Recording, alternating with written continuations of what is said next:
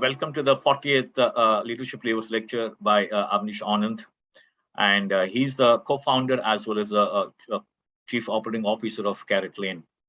And just to give you a background about, I think we need to give you background about two interesting things. One is about him and also about the company that he has so illustriously built over the last few years. And firstly, about Mr. Avnish Anand. He's the co-founder and Chief Operating Officer of CaratLane, like he said. And he has been very keen about building businesses, especially in the consumer internet space. And in his previous avatar, especially at the Times Internet, he has built Code Gladiators, which has now become the largest coding competition in the world. And he's graduate from IIM Lucknow, and also did his graduation from the illustrious Indian Statistical Institute. And he's also certified coach from Coaching Federation of India. And more than anything else, he, along with his team and his colleague, he has painstakingly built this beautiful consumer-driven brand, CaratLane. And it's a company which started in 2008. It has grown to become one of the most sought-after case studies for its illustrious practices. And in fact, today on morning only, he has released some of the last quarter's results. It's amazing. I'm sure you will be sharing all these details with you. And he'll be speaking on very interesting topic called as democratizing jewelry, growing and how he and his team have grown this company profitably and most importantly with values. And today we also have the pleasure of having Mr. Sunil Sood, who will be having a fireside chat with him for maybe about 15-20 minutes after Avnish's talk with us. And just to give you a background about Mr. Sunil, he's currently the Chief Business Officer of Executive Education at TimesPro. And again, he comes with very illustrious experience, about 18 years of corporate experience. And before he became the Chief Business Officer with TimesPro, he had illustrious experience with very marquee brands like Global Pro School, Metro Cash and Carry, the Times Group itself, and also Vodafone. And most importantly, he has been in this edtech space for the last 10, 12 years, and he's been championing this business to great heights with his vision as well as subtle leadership. And like I said, we're going to have the pleasure of both of them together, and it's a very interesting format of discussion today. And definitely, we will also have the Q&A session with all the participants as well once the five chat is done with him. So let me have the pleasure of welcoming Avnish without further ado. Over to you, Avnish. Thank you so much, Nagendra, and it's a real pleasure to be here, especially given my past associations in the Times Group as well. Like I told you earlier, I don't have a presentation, but I will tell you the story of whatever we have tried to do at CaratLane in the last 15 years. What I will do is I will cover it in two parts. I will first take you through the chronological timeline of how things started and where we are today. And in the second part, I'll try and cover some of the key elements of this organization, right? What are the things which we really value? What have we tried to focus on? And how have we then obviously managed to build this company? And then obviously there are as many questions as we can take, so that whatever questions people have. The very few people know this, but actually the company started in 2007 and not 2008. 2007 is when the two original founders of the company, Mithun and Gopal, got together to start this jewelry company online. Mithun's family comes from a jewelry background, 7 generations. Mithun had studied in America. He had seen digital businesses, how they were built. So he had that sense. And he had also worked in the jewelry business, so he understood that most of the jewelers were focused on the wedding category. They wanted to only build jewelry at much higher price points. And so he understood that. He also knew that the traditional business model was broken, because you would open a large store, you would put in a lot of jewelry, and then you would hope people will come in. He had seen how digital businesses were being built in the US. A lot of technology-driven internet businesses were opening in the US when he was studying over there. Gopal was somebody who had been in the technology space. So the two of them started this business in 2007. So, at that time, the starting point for this business was based on 3 things. One, to make a digital business because that made a better business model. Second, to also focus on the lower price points because, like I said, nobody was building beautiful jewelry for customers in the lower price points because they only focused on the rich customer who was buying jewelry for 1 lakh, 2 lakh, 3 lakh. So those were two very important principles for starting this business. And from day one, if you asked in terms of a vision, then the vision was to make affordable jewelry accessible for everybody and jewelry which people wore every day, which made them look beautiful. That was the vision or the purpose of this organization when it started. I was very fortunate to join them at that stage. How that happened is a story for another day, but that's an interesting story nevertheless. And if you to give you context, this was the time when we had no Amazon or Flipkart also in this country, so it was really, really early days. And imagine the plan was to sell jewelry online. So it was quite a task at that point in time. We really struggled in the early days, not just to find customers. Actually, that was quite hard, obviously, even to find employees, because nobody thought that this was a company which would last, because they were crazy enough to think of selling jewelry online. Right? So it was really hard in the early days. I used to go to, there was no ecosystem also for startups in this space. Getting a payment gateway was very hard. Getting a logistics company to ship jewelry was very hard. So it was like a different era. People of today will never not even relate to that era because things are much better in this country today. So that was how this company started. We really struggled in the early days to get customers. I can tell you that I used to almost talk to each and every person who would show an interest or call our call center. I have gone to customers' houses to convince them, although it was a technology business, but it was a new way of doing business. And so that was how we started in bits and spurts, and we slowly started to make progress. And then, slowly people started buying. In the early days, then, we also had a B2B business. The reason for that was that we wanted to make sure that we had another way of making money, because we were obviously not making any money in the B2C business.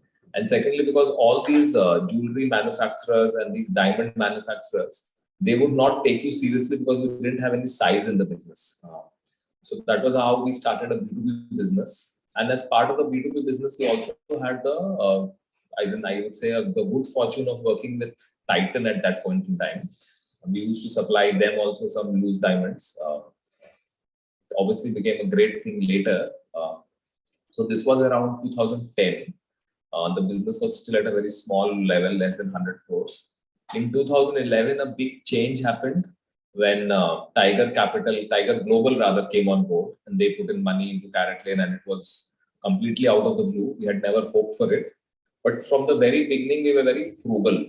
That was something which we were very, very conscious of. We never were blowing money on marketing. We didn't have a fancy office. In fact, the office was a godown which was converted into an office that was a godown from the King's family business. So we never wasted any money on any of those things because we knew that this was going to be a long haul, right? It was going to take time to build this business. So there was no point trying to make the growth happen faster than it could have naturally, because there was no ecosystem. Customers were totally not ready for something like this. But we were very focused from the very beginning that let's try and solve every friction which comes in the customer's journey if they're trying to buy jewelry. Okay. So after the Tiger investment, I think some of the key things which we did to try and improve this customer journey, right, to improve conversion. So we tried try at home, okay, around 2012, 2013. Then we opened our first store in GK also around 2012. Our first store was a disaster, which a lot of people will not know about. We thought it didn't train real jewelry. It only had a lot of monitors and screens that people could come and look at basically the website itself and nice images of jewelry. But it obviously didn't work. Then we realized that we needed to open a proper store, but also again in a digital way. So that was how we opened the store in Bangalore in Phoenix Market City. And then for the next few years also up to 2015, it was quite a struggle for us. We were still trying to build that loyalty with customers. At this point in time, we did a lot of experiments, which all failed in a big way. We went on TV. We tried having some celebrities endorse our product, not like the mega celebrity, but at least some junior level celebrities. We tried multiple categories. We tried different ways of doing promotion and marketing, but we were not really making so much progress. From 2015 onwards, then we buckled down and we started making a lot of changes. We changed our entire marketing approach. We became very, very data driven at that point in time. Essentially, what we said that if it was not giving us an ROI, we started measuring each and everything. So we stopped doing a lot of things and we cut down on a lot of things at that point in time. I'll give you an example of that was that, we used to do promotions and we were not even realizing that we were actually losing money on some of those transactions. So we stopped that. So the bleed stopped happening. We were doing a lot of marketing which we were not measuring, but we were saying TV karna chahiye because it is good and the brand will get built. Then we started asking if I can't measure, if I can't see impact, then I will stop it. So that was like a big change which happened in the organization, where we really kind of doubled down on using data and evidence as a method of running the organization. That was a big shift there. The second thing was that we then started to start putting down some of the principles of the organization, that what are the things which we will never do, what are the things we will definitely do. One such principle was that we said that let's not get into any category of business where the margins were low and where we could not have differentiated design. So we were present in a lot of categories unnecessarily where we were not making a lot of margin, where we were actually losing money, where our designs were not differentiated, which meant that we could not really convince people why they should buy from us and not from the others. At this point in time, slowly our store model and our try-at-home model also started to become successful. Again, something which I always tell people, that we failed multiple times in getting both our try-at-home and store model right before we finally got it right, almost 3, 4, 5 times. So it took a lot of, but we were convinced that this was a way to solve the problem of trial. And finally, I think we started getting the model right. In 2016, we had another very important thing, which was the investment in the company by Titan. That helped us in a big way because the association with Tanishq was very important from a brand point of view. We learned a lot about retail from them. We also learned a lot about the financial principles of running an organization, things like margin and profitability, and what we should not do, making sure that we don't wastage became was another thing which we learned a lot from them. From that point of time, I think our business really started to kind of grow at a much faster rate. Our store model started to take off. A lot of work which we were doing on marketing and product management started to take off. We launched some very successful connections at that point in time, which started to do really well. And I think from that point on, our growth has really been on a much faster rate. Then our omni-channel journey started in full earnest from around 2017 onwards. But I also want to add at this point in time that there was no plan to say, let's become omni-channel. The plan was always to, what I said earlier, right, that we wanted to improve conversion. We wanted to improve the experience. So we were continuously doing whatever was important for a customer, right? Opening try-at-home or opening store was part of improving conversion and the experience. Then we launched a fast delivery method. And then we started building these omni pieces because we realized that the right way to build a journey was to get people to browse online, do their research, and then to use our try-at-home and store infrastructure for allowing trial, fast delivery, and so on and so forth. So a lot of changes were done at that point in time, where pieces of what today we can say is an omni-channel thing started to happen. There also there was a lot of hit and trial, a lot of experimentation, which always happened to help us get the right model. And I'll also tell you that we also went through a very difficult change in terms of changing people's mindset, because a lot of people came from say traditional retail backgrounds. They were not very comfortable with this. What is this omni thing? We used to have a situation that our inventory was dynamic. We were selling it to somebody, showing it to somebody in the store, but somebody placed an online order for the same piece. So people were having a lot of resistance to such ideas. But I think one hard problem which we solved was to get everybody aligned to the larger picture, the larger goal that this is right for the business. And that's what we needed to do. That's how the whole omni journey started. I think another important change happened during COVID for the organization. Even before COVID, we we used to still have two parts of the organization, the online part and the retail part. We used to have separate P&Ls. We used to have an online marketing team and a retail marketing team, sales team were also there. And we were not really getting the full benefit. But when COVID happened, initially it was a big shock for us because there was no sales happening. We were under a lot of duress. Kya hoga? If we obviously were very worried that all the money, whatever we have, is going to run out, and we were anyways not a profitable company. We had hoped to become profitable in that year. So it was very stressful because we were very worried what will we have to do. But luckily, at least online delivery started to happen, and we started to make some revenue. But two very important things happened for us. One is that we realized we have to really conserve money. So we stopped this online retail model. We just said we have one marketing team, which we started calling the demand generation team, and we integrated the channels. So like our sales people in the store also started calling customers, like you do in an online team. So we changed a lot of things at this point in time to save money, to become far more efficient. And we also benefited from a change in customer behavior during COVID because obviously people stopped going to the stores, but they were willing to buy online. Our business was built to in a way that we were ready for that. So we were very agile at that point in time. Wherever there was a green zone, we used to only market in those areas. We would only show delivery options over there. So we really saw big growth in not only online orders, but online browsing as well. A lot of free traffic.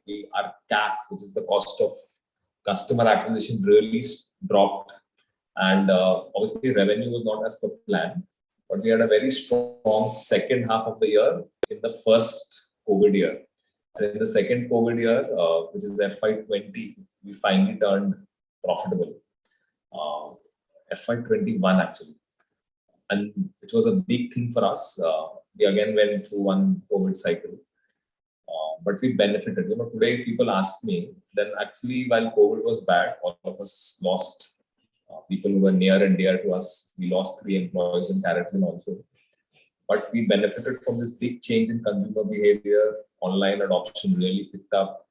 Payment adoption of online payment methods picked up. And then we also saw that, because we were a low price point business, where a lot of purchases happened for gifting and smaller occasions.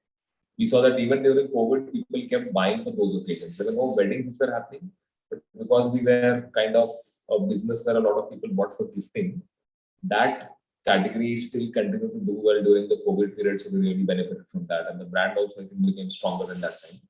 And a lot of our omni-channel initiatives, where otherwise people would have had a lot of resistance, that resistance also broke down during COVID. So people were more open to all of these ideas because they could also see the benefit of that. So in the FY22, I think was a big year where we made a bigger profit. FY21, we made a very small profit. And that was a big moment for us because not only did we achieve a significant growth, we did 1,265 crores in FY22 at a much healthy, profitable thing. And in the Indian D2C space, we call it the consumer internet space, or we call it startups, whichever way you look at it. I think that was a thing which really mattered to us because we always wanted to become profitable. We were never chasing valuations. You would never hear stories about CaratLane ki itna valuation ho gaya, because we have not been taking any investment since then. So we have no need to keep raising money and keep showing that hamara bahut growth ho raha hai. Yet at the same time, in the last 7 years, we've had a 50% CAGR in terms of growth. So it's not just a low base on COVID. At a CAGR level also, we have grown at more than 50%. We are now a profitable company. This year also, it's been great so far, touch wood. We are ahead of our revenue plans as well as our profitability plans. The growth continues to be high on a high base. And there are lots of new things happening now. We started an international business 2 years back, which is now starting to do well. We started a silver brand, which is starting to do very well now. It's now present in almost 20 stores, including Shoppers Stop outlets. We have other initiatives also happening. We also, in terms of the last set of changes, I would say we made this pivot. We finally defined our purpose, not as a jewelry company, meaning like a product company, but we said that we should be in the solution space. Not think as a product company, but think as a solution company. So what is the solution which we provide, right? The solution which we provide is that we help customers express their emotions through jewelry. And now we are starting to think as to what are the solutions which you can make to help people do this. So obviously there is changes in the way packaging happens. There are changes in some specific problems we want to solve. We are testing 8-hour delivery because there are a lot of forgetful people who want jewelry delivery happened on the last day because they forgot that they had to give a gift on their birthday or on their anniversary. So and plus there are some other things which hopefully will see the light of day very soon. So that is where we are. We are now in the process of planning, the growth story from here, which is at 1250 crores in 2000 in FY22, hopefully 2000 odd crores in the FY23 year, and how do we go from here to 10,000 crores? So we are now in a way in a new phase of our life where we have to now think of new levers as well as make sure our existing levers also work very effectively to take us from 2000 to 10,000. It's a lot of work on people's side, a lot of work on other problems which come with scale, getting into new categories, new geographies, new customer problems, like I said, thinking from a whole solution mindset and not just a product mindset. We continue to be honest with our promise of democratizing jewelry, making it affordable and accessible. Even today, 15 years from the time when we first started this business, we continue to focus on the lower price points, even though today we sell jewelry for 50, 60, 70,000 also. But we have never lost sight of the sub 20K business, because I think that's a very important entry point where a lot of young people who start working, start buying jewelry for their special people at that price point. So that price point is very important for us. And that in a way is like the chronological story of CaratLane, which is now 15 years old. Yeah. So if I were to now get into the second phase, I know I've already taken 25 minutes, so I'll quickly try and wrap up in 10 minutes. If I have to talk about what are the things which have always mattered for this organization, then I'll just talk about those quickly. The first and foremost thing is that we never lose sight of the fact that we are a jewelry company first. We have never misled ourselves into thinking we are a jewelry tech company, like people say fintech, edtech, food tech, all of that. And what this means is that whatever we do, we never stop focusing on making sure that we have the best designs and we make the most beautiful jewelry for our customers. Each and every person who joins this company has to go through a sales training. They need to know how to sell jewelry. You can't tell me that if you're a tech person or a product person or a marketing person that I can do without learning about jewelry. Everybody needs to know jewelry. And how it helps is that everybody knows how to sell, so they understand what makes jewelry special, what is the best way to show our jewelry. I think it also helps in making people more customer centric, because when they start selling, they understand the customer's problem a little better, which helps them in their work, whatever part of business they work in. This also makes them, like I said, more. In addition to being more customer centric, they're more empathetic to internal people, sales people, etc., etc. I mentioned some other principles about not being in any low margin business, not being in any business where we do not have design differentiation. We don't spend a single rupee where we can't measure impact of what we have spent. So in a way, we are saying that we want to be very transparent and objective in that sense. If it's not helping, then we don't do it. We have to have evidence that whatever we are doing is working for us. It's just essentially part of a very data-driven culture, and data has to be the truth. Even if I feel like it, or Mithun feels like it, or somebody else feels like it, but if there's no evidence for that, we might not do it. Our focus on conversion continues to be the way we prioritize all our actions, that will it improve conversion or not, or what problems are there which help people, which stop people from buying, rather, friction in the journey, friction in the funnel. So conversion and customer experience remains the largest focus. We are very obsessive about how we measure our customer experience, each and everything, right? From how we browse on the website, how was the conversation with the sales agent, the call, chat, the experience in the store, the post-order experience, the reverse experience, the repair experience, the repeat customers experience. All of this gets measured, analyzed to depth. There are multiple people in different teams who talk to customers all the time. I think that's an important part of how we find problems. That is again a non-negotiable thing. Whichever team you are part of, you have to do that. We don't. I said that we don't want to call ourselves like a tech company, but the reality is that we're also a digitally native company. What it means is that we also always want to build pieces. We are digital in nature, which means they can be measured. They are based on data. We use technology, but we're not, slaves of technology. Digital also allows you to, like I said, measure everything. It also allows you to be far more agile about things. It also allows you to scale things. So that is how we try and do things. It also allows us to connect all these journeys and make an omni-channel business model. From a people culture point of view, and while when people write books about their organization, they say that we thought about this culture and we wrote it on the day we were starting the business. But I feel that most of the times culture evolves organically, and that's how it's happened in CaratLane. And just like we wanted to make the jewelry very affordable and accessible, I think internally also we are a very democratic organization. Nobody in this company has any cabins or any such thing. It's a very open culture in this organization. People try and be very approachable. We also, initially we used to hire only from premium organizations and premium companies. But then we kind of started adopting a little bit of a Moneyball approach, where we said that attitude and commitment and drive of people also needs to matter, and not just their professional and educational qualifications. So we have done a lot of work on that. We were having major attrition problems in some teams. But with this approach, we try and keep finding good people who might not have the right pedigree, but they have the right commitment to do things. We have many examples in this organization that people who were in the call center have now moved into product management. There was a person who was in the customer support team who's now a machine learning engineer. So, and we take great pride in that, in helping people reach up to these roles, which means that performance in a way gets precedence over your qualifications, etc.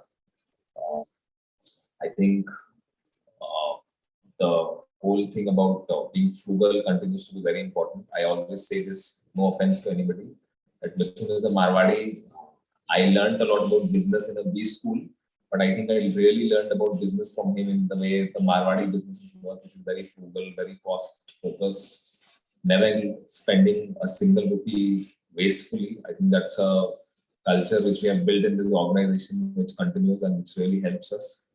And now people take great pride in the fact that we are profitable.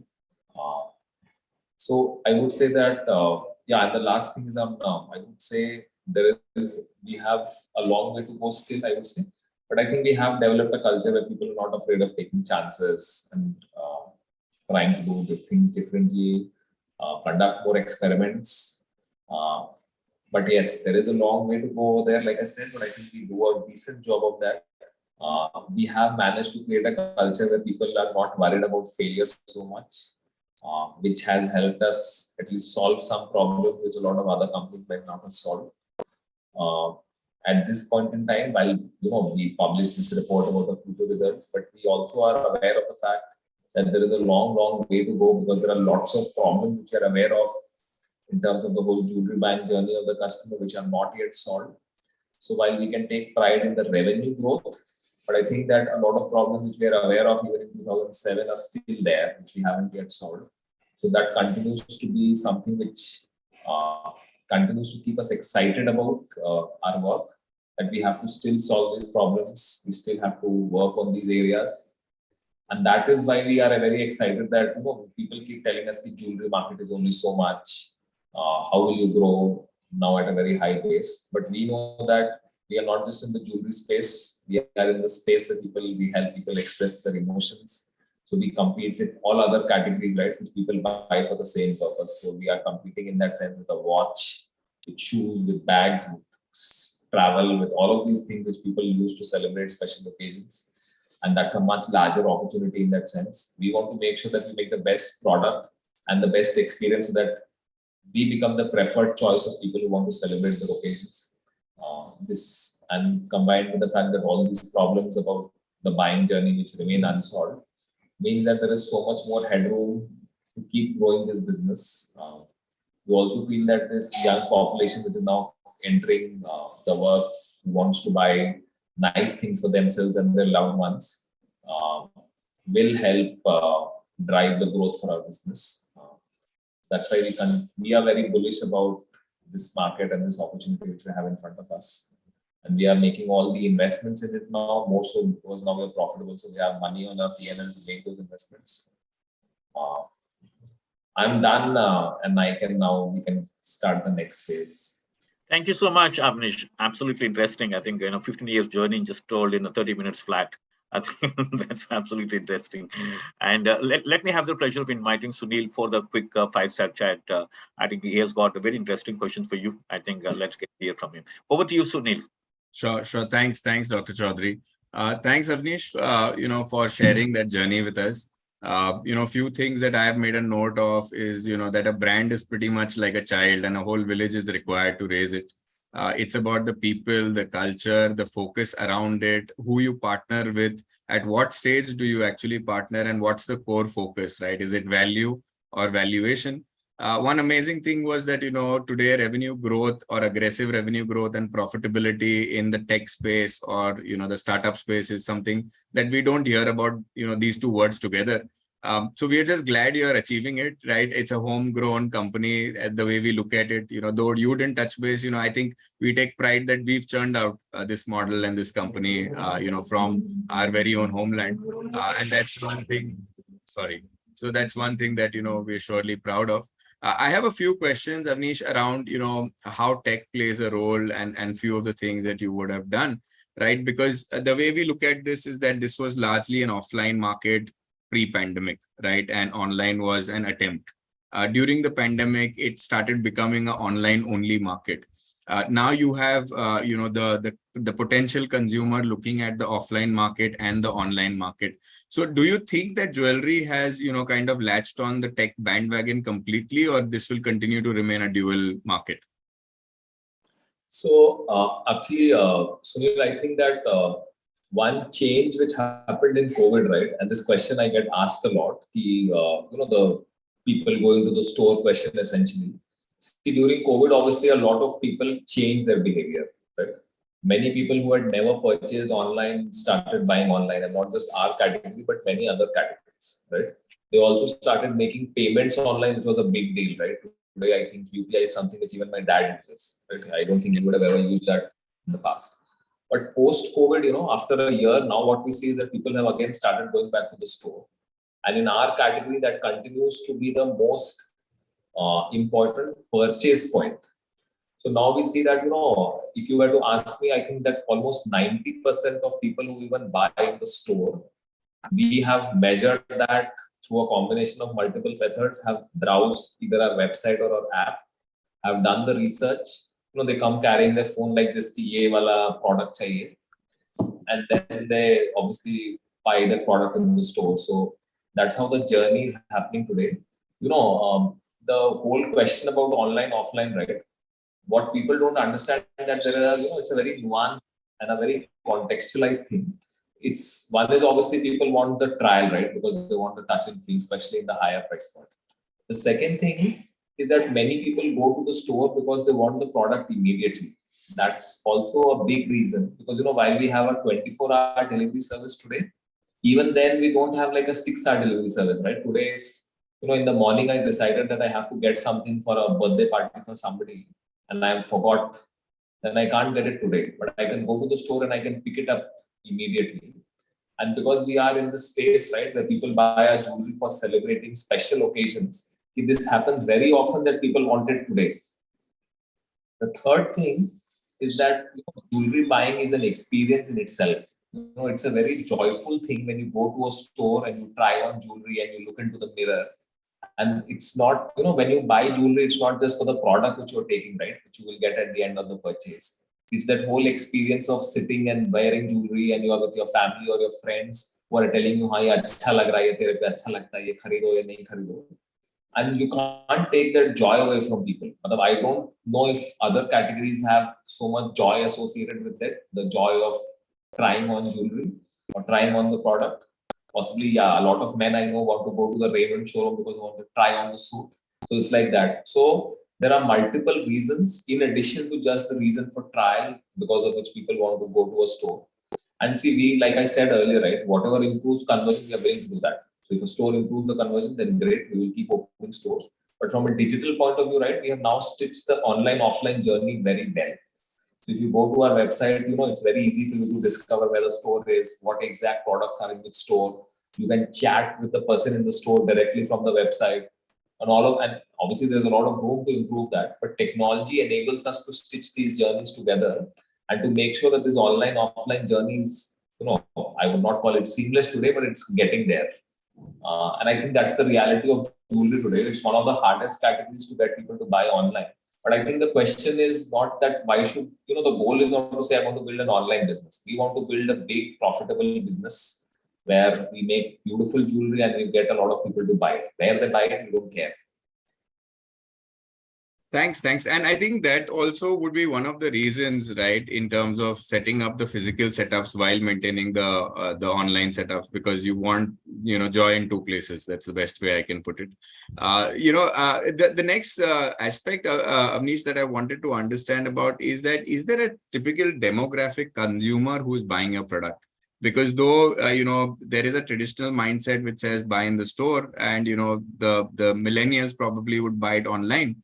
But there is spending power on one end, right? And then there is quick decision-making power on the other side enabled by tech.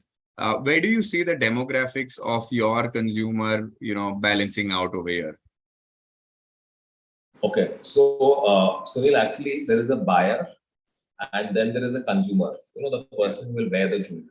So when you think of the demographic also, you have to keep both of these things in mind. So as far as the buyer is concerned, everybody in this country is a buyer. Even they, like you and I also are buyers, even though we will not wear the jewelry, right? If you have somebody in your life who's important enough, who is in the consumer demographic, then you are a buyer, right? If you have if you are married, or if you have a girlfriend, or your mother or your daughter or your niece is a consumer of the jewelry which we make, then you are a buyer. So that's one part. As far as the wearer of the jewelry is concerned, see, now we have people from 0 years all the way to 60 years and even beyond who wear our jewelry. Because I think, in this generation, everybody wants to wear stuff and look nice. It's no longer so I'll give you a couple of use cases about this. One, we used to never target people who were 60 years and older earlier, saying they are old fashioned, they will wear the old kind of jewelry. But what has happened today is that every 60-year-old woman also has a smartphone, shops online, looks at Facebook and Instagram every day, and they go to enough parties that they want to look nice all the time, right? So that they can share pictures on Instagram. And that is where we come into the picture, and that is why we have a lot of women who come to our stores who are 60 and older, and they want to buy jewelry for themselves, their daughters, their daughter-in-laws, and their grandchildren, and everybody.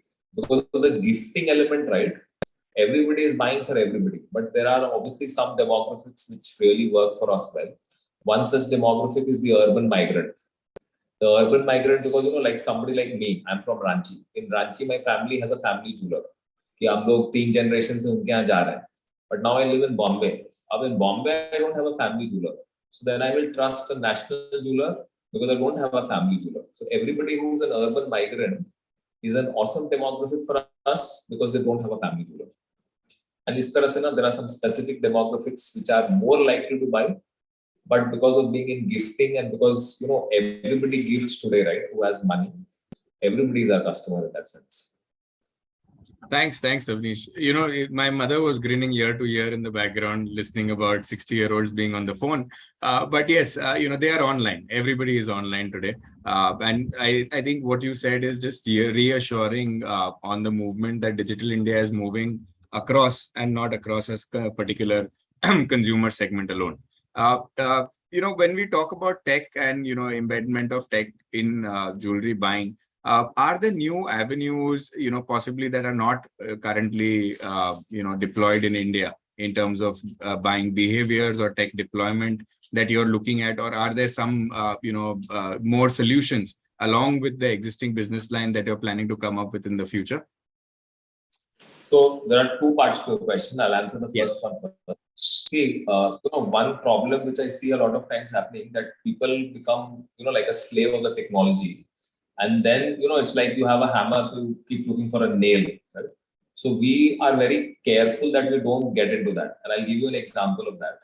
There is a virtual try-on feature, right? We have actually invested money, built a solution. It didn't work for us, so we stopped that. Okay. Every week I get at least one request from some new startup that says we have this new cool feature, either using AR, VR, AI, the metaverse, all kinds of technologies, to say, yeah, I can give your people a nicer online trial experience, right? In which case we say, okay, let's deploy it for a smaller audience. Let's see what their experience is.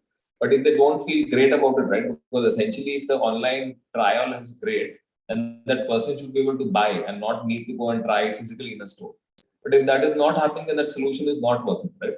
So in that sense, unless and until that problem is solved, we are not going to use this technology so that we can tell the world that we are using AI. And we have to be very careful because, the question starts, कि आप metaverse use कर रहे हो? Then I would tell them, I don't have any business case when I need metaverse, so I don't have to try metaverse. Just because metaverse is cool, I don't have to use it, right? So that's the answer for the first problem.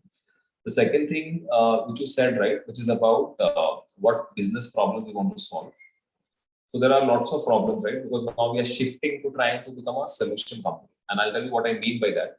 That our kids' business is a big opportunity for us, right? A lot of people buy jewelry for their daughters, their nieces. A lot of, again, the 60-year-olds buy a lot of jewelry for their grandchildren, right? Because the advantage with jewelry is, they're, as compared to buying a Barbie doll, is the Barbie doll she'll stop using after 2 years. Jewelry she will wear all her life. And grandparents want that sense of something which is eternal. So jewelry is a great category for them.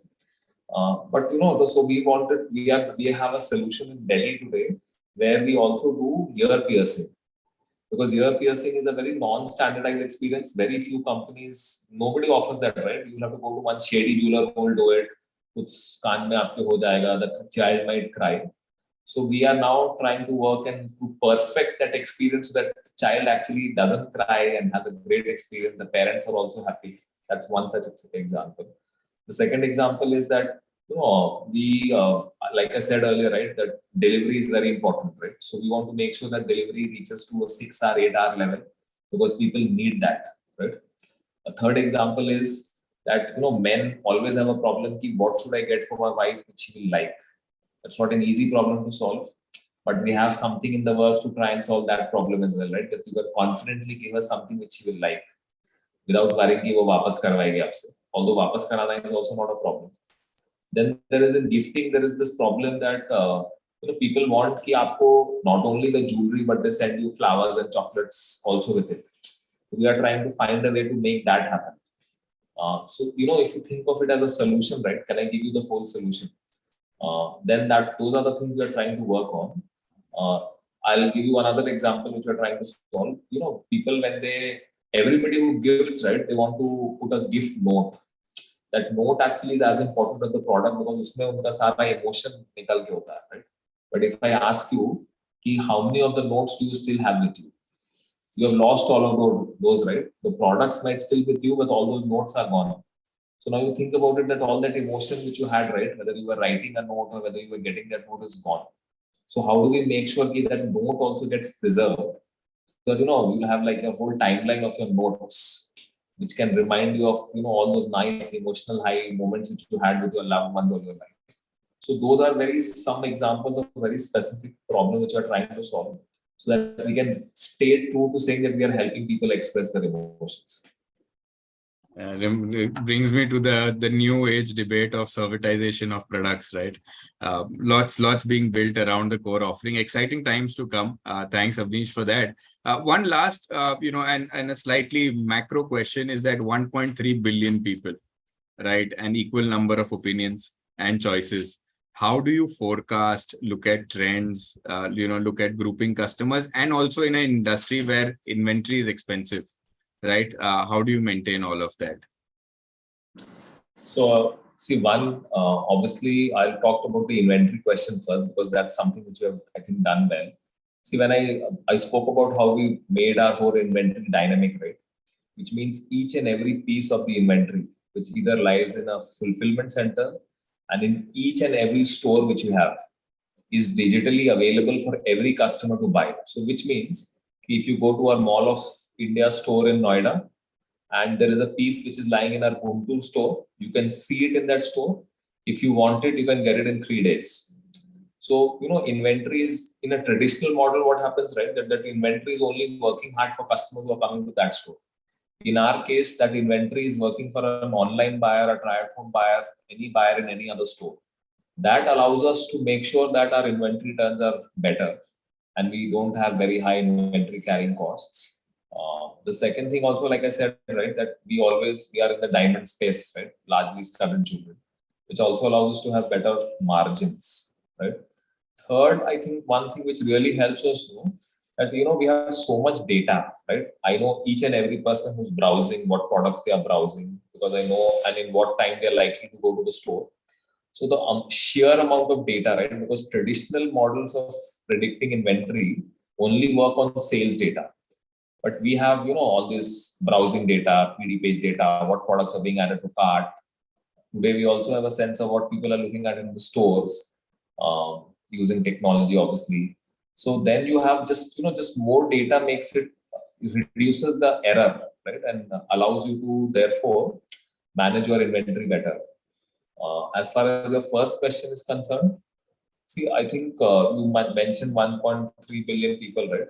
I think that's a great opportunity in this country, right? That just like China, you have such a large consumer demand domestically that, and I think the more important question, right, in terms of forecasting, comes from the fact that we don't want to become a jewelry business only, which means that gold rates, diamond rates have a bigger impact on your business. By positioning ourselves as a brand which you use to celebrate your special occasions, we are more meaningful in that sense. As in, we are relevant for a larger number of people, right? So what I've seen is that even when jewelry gets a little impacted, because we are relevant and we kind of compete with other categories, we still don't have such a bad quarter or a bad month. And as to see, we have now seen COVID, right? We kind of came out of COVID. How bad can things get? Thanks, Avnish. I have a whole list and I can go on. Dr. Chaudhary, it's only fair that I pass the baton back to you. There are certain learners who have posted queries. Please post them to Avnish, right? And I'll probably email a couple of them too later. Yeah, thank you. So we have, I think, close to about 15 questions, but let's see how many we can accommodate. As for the time concerned, Avnish. So can I start, relaying the question from the participants, Avnish? Yes, please. Okay. So this is the first question from Ashish Maitra, and his question is: as an economy, bullion market plays a very major role, and you came up with the jewelry that too online. How does STPA differentiation along with the branding, you have created a niche, and how did you scale? Thank you, Ashish. I think most of it is already addressed, but nevertheless, let's get to hear from Avnish. Sorry, when you say STPA, can you just elaborate? Segmentation, targeting, and positioning. Okay. So, the good thing is that, we have built our business on making beautiful jewelry and never on saying that our gold rate is the lowest or our making charge is the lowest or our jewelry is the cheapest price. That has never been the proposition. It's always been affordable, which means that what somebody else might make for 30,000, I will give you a similar look for 20,000 because I will use different technology in making jewelry. So that obviously plays a big role. I think that, because we are in the diamond jewelry business, the bullion rate changes and the gold rate changes don't impact us so much as compared to a jeweler who's only in plain gold jewelry, where a shift in gold rate has a major role. And we tell this to our customers also, that even when gold rate changes, right, when you're buying a 20,000 rupee product, the impact is only 200-300 rupees of a big change. As compared to that, when you're buying plain gold jewelry, the impact might be much bigger. So it doesn't really make any difference. We have also seen that our customers also really don't care. Because this is also to celebrate special occasions, right? It's not just done for an investment purpose where you might want to buy low and sell high. As in, it's that special moment has to be cherished and therefore you don't care about these things. And I think that's our biggest moat. As far as segmentation, etc., is concerned, see, like I said, our segmentation is not just in the traditional manner of doing demographic segmentation. It is done based on the purchase reason, which means birthday is a reason for us. Whether a 40-year-old is buying for his wife or a 25-year-old is buying for his mom, it doesn't matter. Okay, actually it matters because those two also become different use cases depending on the relationship. But what we do in our business is that we take these use cases, and each use case is how the business is segmented. That we have an engagement ring is a segment, then people buying for birthday is a segment, anniversary is a segment, all other important occasions, like the first salary, which we are now focused on, is a segment. Other like grandparents gifting to their grandchildren is a segment. So it's a combination of what is the occasion and what is the relationship. So birthday is an example of an occasion which is being celebrated, but the husband giving to his wife is a relationship. So it's a combination of these two which creates these use cases, and we go after the ones which we feel are significant in terms of the size of the opportunity. That's how we segment in our case. Does that answer your question? Must have. And we have a next question from Anuradha Mutkal, and her question is, nowadays, what is the best way to branding a small budget and still paying lots of money to famous personalities in a work in business? That's a question from Anuradha, Avnish. Can you just repeat the question, Dr. Nagendra? Nowadays, what is the best way to branding in a small budget business and still pay lots of money to famous? It's basically, I think, what she's trying to hint at is how do you rope in the celebrities to endorse your brands when you're operating at a very small budget or maybe small business. See, we believe in the fact that the product is the hero and we don't need a celebrity. The real hero is the beautiful product which you make.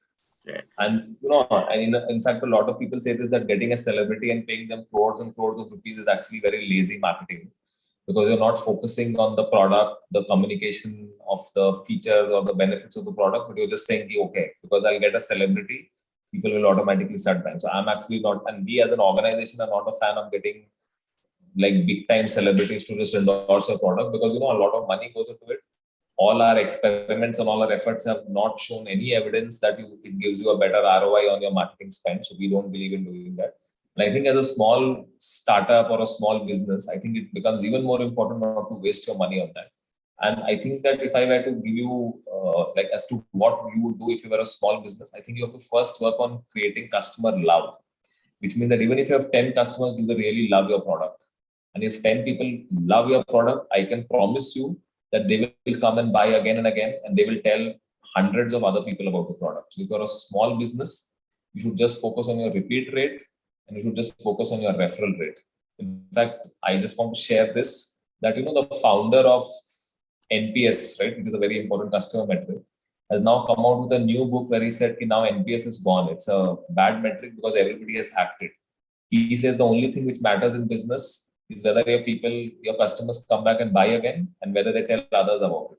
So if you are a small business or a big business, I think if those two things are not happening, then you will end up in trouble. But if those two things are happening for you, then you will be able to build a business.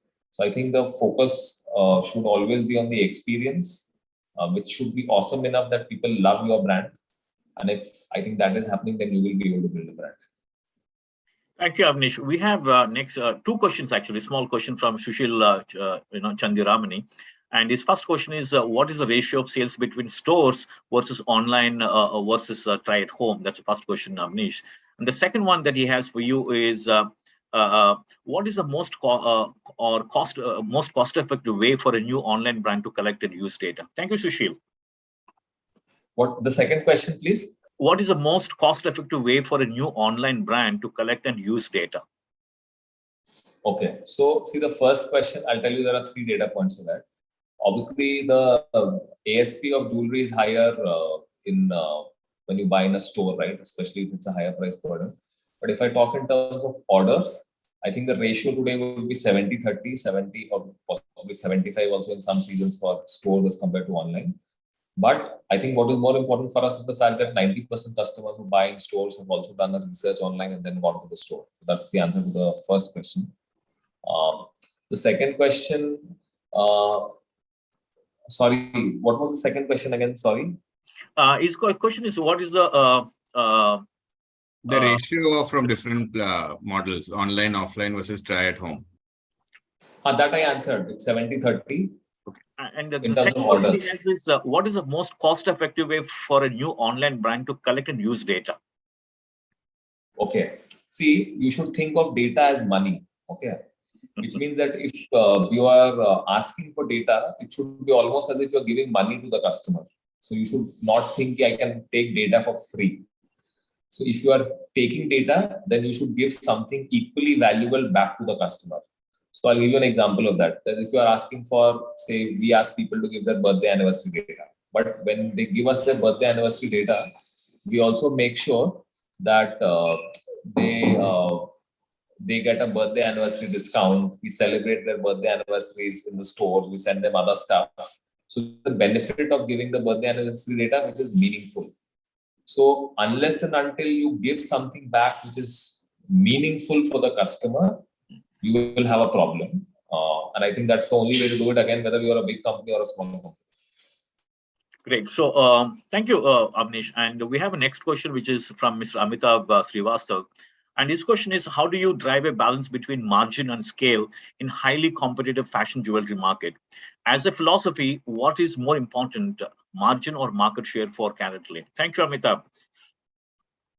See, I think that is something where we have, I think, been very fortunate that we have been able to do both at the same time, which means that we have grown our margins and our profitability without compromising growth. So in a way, we have not had to make that choice between the two. But as an organization, it all depends on what stage of life you are in. So if you are a new startup, then obviously you should not first start focusing on profitability from day one or your margin. You need to first start getting customers, see if they love your brand or not, see if they love your product or not. And only after you are able to establish it, you can get the business to a certain level that you can start thinking about profitability. Right? So the second thing about profitability or margins is that there are only two ways of doing it. Because either you operate in a market where the selling price is fixed, right? That you can't charge a premium. In that case, the only way to increase margins is to manufacture or distribute the product at a much lower cost. So that depends on your operational skills, right? How well you can, save money on your cost of operations, etc. Or the second way is that you build a product where people are willing to pay a premium for it, right? Because it's such an awesome product or the experience is so awesome. Again, that's a choice which the organization has to make in terms of what they feel is their philosophy and what they have the capability also of executing. Depends on what the category is, what market you are chasing, etc., etc. But I think it is finally comes down to that what is the stage of your organization and what is your strength. In our case, we have again been lucky to do both because we made a lot of choices of that discipline was there that we will not today if you think about it, 90% of the market in India is 22 karat jewelry. We are not even present over there. If we had to just get growth at any cost, then we could have gone after that business and really increased our business. But that would have come at a cost which would have reduced our margin and our profits significantly. And that's a non-negotiable, non-compromisable thing. So we want to get growth, but not at the cost of low margin. So I think in some sense, we are saying that we want a certain amount of growth, but only if it comes at this cost. So in some sense, profitability, we will never compromise because we know that now we have reached a stage where just getting revenue for the sake of revenue doesn't make any sense. Thank you. I think we have a few more questions, but let me try to attempt as many as we can before we wind up. So this is the question from Pranjal Gupta Avnish, and he's thanks, Mr. Avnish, for candidly sharing your journey and experiences. It's a real case of perseverance and resilience. When you look back, what was the turning point or inflection point in turning the business moving upward in your view, and what message you would like to give to the budding entrepreneurs? Thank you, Pranjal. Okay. See, there actually have been multiple inflection points. When we struggled initially and we had to start a B2B business, that was an important journey for us. Then when the Tiger investment came, that was an important point for us because then that gave us the confidence to start going and opening stores and try at home. Getting the store and try at home model right was a very, very important point because then we could expand that Tanishq acquisition, the Tanishq investment was also an important inflection point because we learned a lot from them. The brand association played a big role. Then the point where we got this dynamic, this omni thing going, that was crucial. And I think the last inflection point was COVID, because a lot of things changed in COVID for the better, obviously. I think those are 4, 5, 6 things which were very important from important markers in our journey. If you are a new somebody who's starting a business, I think the first thing is very important that you should have a great team, which means you should have co-founders or whatever, a core team to build the business, because I don't think anybody can build a business alone. And there are enough examples where even if you don't have a great idea, but if you have a great team, then you can find the great idea and you can execute well to a great business. The second thing I would say is that you should always just be very focused on what problem you're trying to solve. And you should just try and solve that problem in the best possible manner. Like in our case, we wanted to make sure that we offered the best jewelry at lower price points. And I think that obsession helped us build this business, because even today, the single biggest reasons that people love CaratLane is because of the beautiful design, not because of Omni, not because of service. Those things are important. A lot of people love us because of it. But the single biggest reasons continues to be jewelry design. So in that sense, we have been very focused on that. And again, whatever business you're starting, you should be very clear of what is that you want to solve for and be obsessed about. I think obsession is something that is very important.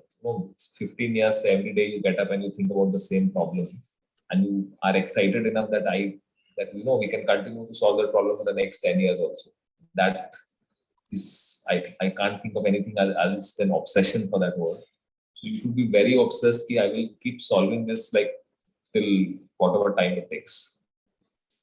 Thank you. I think we are 3 minutes past 7 o'clock. Avnish, with your permission, can I? It's okay. Yeah, you can ask. I think it's great. The students. I think for their benefit, I think we should do absolutely that. Great. So this is a question from Regin Ravi, and his question is: being a co-founder, what could be one skill that you think you would have learned in your early stage of your career? Thank you, Regin. See, as a co-founder, I think a lot of times in our life, we when people come to us with problems, we always say, "Yeah, I can only do so much." Sometimes we solve that problem. Sometimes we say, "I don't have the authority or the power to solve it because my boss will not do it, or the owner of the company will not do it. So you can't solve it." As a co-founder, you can't give that excuse. Anybody, whether that person reports to you or not, whether that person is in your team or not, anybody and everybody who comes to you, you have to solve that problem. Right? That is the responsibility the co-founder has. And I think you need to then have that mindset that I have to be there for everybody because I've taken on this responsibility.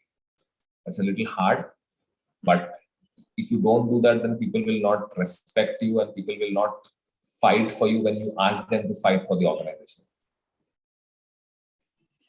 Great. Next question is from Anuj Kohli, and his question is: jewelry manufacturing needs high-cost raw material which are easy to hide, as well as we know that even a gram of gold dust can earn a couple of thousands easily. How do you control pilferage of the precious elements to control costs? Thank you, Anuj. Actually, that's one thing which the industry has already solved for, honestly. Whether it is controlling pilferage and inventory and other wastage, whether in the factory, whether in your fulfillment centers or in the stores, or either during delivery, I would actually say that that's one thing which the jewelry industry traditionally has already taken care of. That they don't, they have enough controls to manage that. So I don't think I would not say that we have done any innovation to find new ways to solve it. We have just made sure that whatever best practices already existed in the industry, we have just learned from it, copied it, and tried to execute it every day. Great. This is the question from Mr. Arvind Avnish, and his question is: you mentioned a nice thing that are more of a jewelry, that you are more of a jewelry than tech company. I have been following some of your competition who have lesser main categories but larger variation. The question is prioritizing design or tech, or the whole model of delivery is which is more important in this industry? The design or tech or the whole model? See, I'll tell you, there is this concept called an innovation stack. There's a very good book with the same name, and if you're interested in understanding this problem, right, of what to prioritize, I would highly recommend you to read that book. What it essentially says is that a great organization has a set of innovations which are interconnected, and only if you do all of those pieces well, right, those interconnected pieces, that you become a truly remarkable organization, right? In this case, see, all the tech in the world, unless and until everything starts with beautiful design, right? So you can only have, if you don't have that, then there's no business. You can do all the tech in the world, all the solutions in the world, nothing works, right? So the starting point is jewelry, right?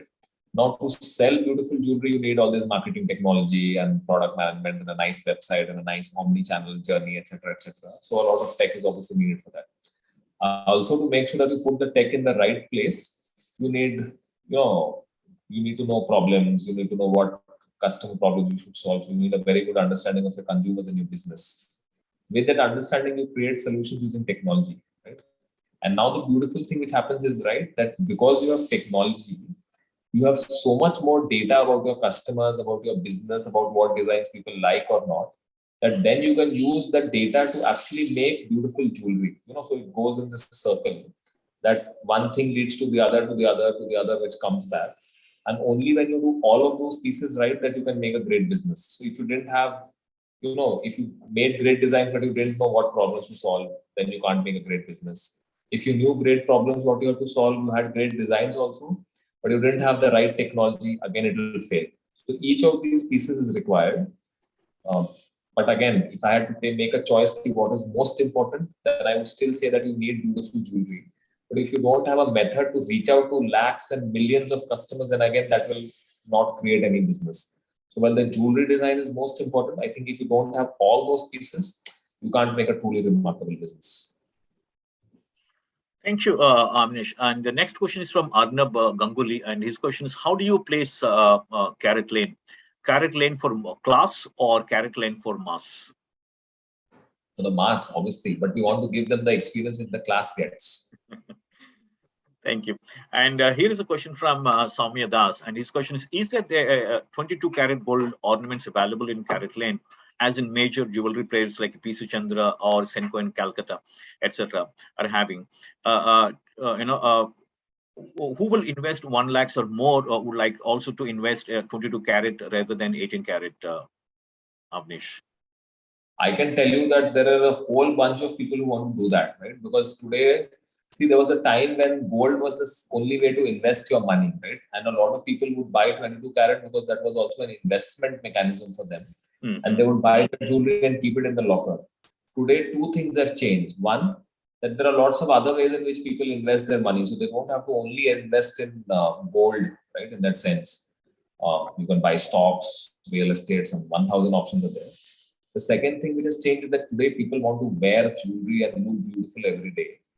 And in that sense, I don't think it matters to them whether it is 18 karat. In fact, if you want to wear nice diamond jewelry, you actually can't make diamond jewelry in 22 karat because the metal is not strong enough. It needs to be alloyed to make 18 karat, which is then strong enough for studded diamond jewelry.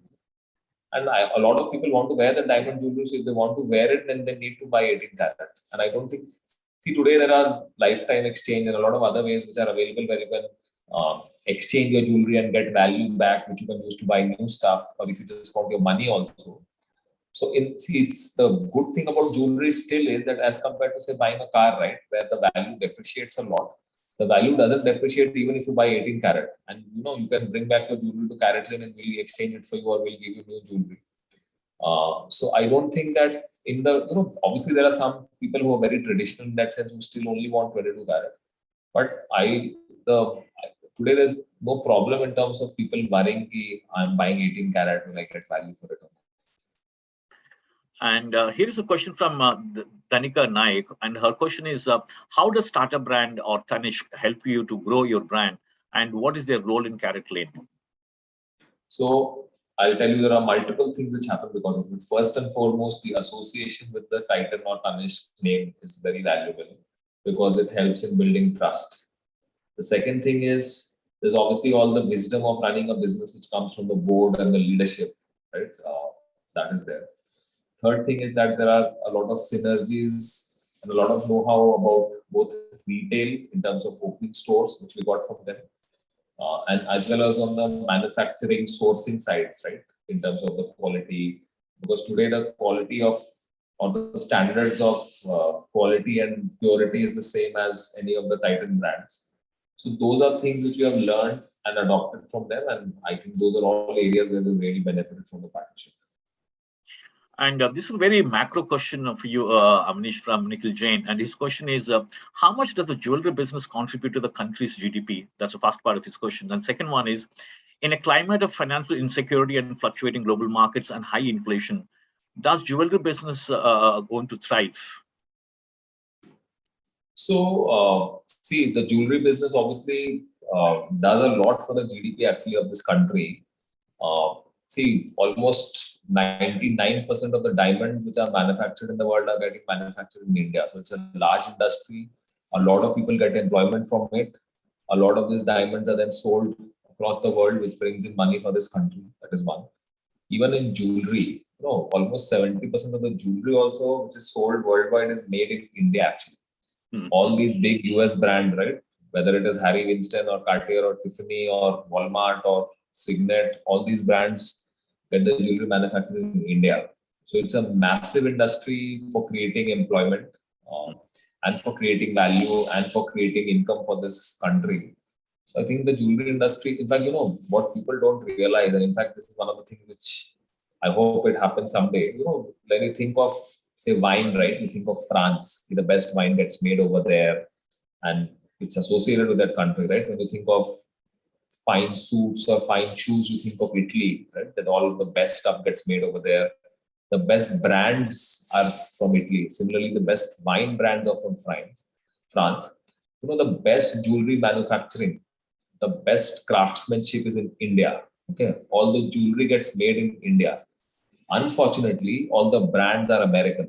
Tiffany and Cartier and Harry Winston all are American brands which sell jewelry made in this country. We don't have a global brand from India. Okay, and that's the very unfortunate part which I think about. That why can't we then get associated with the highest quality craftsmanship in jewelry, just like the Italians and the French are for whatever they do. We don't think of like the world. Everybody in the world doesn't think that the best jewelry comes from India because we have not created global jewelry brands. And that's, I think, one of the things which I hope someday happens from this country. Maybe but I think it's a very good industry as far as creating value and creating employment and creating money. As far as the second question is concerned, see, obviously there's a lot of pressure in the US markets. Jewelry retail, and the biggest market in terms of consumption of diamond jewelry is the US. So there is obviously some pressure over there because of the financial markets. But I've seen that this in India at least the market behaves very funnily. Sometimes I've seen when things are bad, people buy jewelry because they think it's the safest option. It's better than buying stocks. Sometimes when things are good, also people buy jewelry because they think I've made a lot of money, like now splurge. And so I can't comment on how it will play out for jewelry in India. But yes, there is a pressure and the business is not in such good shape in the US as far as diamond jewelry is concerned. But in India, we had a good season. Most brands had a good season. So I think it's doing well. And I think in general, there is enough customer momentum in this country for a lot of categories. So today, at least, I don't see any pressure. I don't know how things will play out eventually. But I think this is one category which people, in good times or bad times, they continue to buy. So at least I hope there will be a lesser impact on the jewelry industry in India at least. But CaratLane hopefully goes there in the global brands landscape very soon, Avnish. That will be great. I hope so. I really hope so.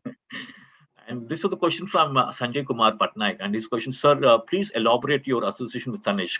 As we see the real market brands like Malabar or Joy Alucas, etc., doing very well, especially considering the design choices. How are you helping the Tanishq brand to overcoming their shortcomings? See, we don't help the Tanishq brand in overcoming the shortcomings. I think they do a great job. There are multiple brands in the Titan stable. There is Tanishq, there is Mia, there is Zoya. They are all doing a great job. So the only thing which we help is that when people look at the Titan family of brands, they see multiple offerings, including CaratLane. So they see that whatever is the price point, whatever is the occasion, there is something available.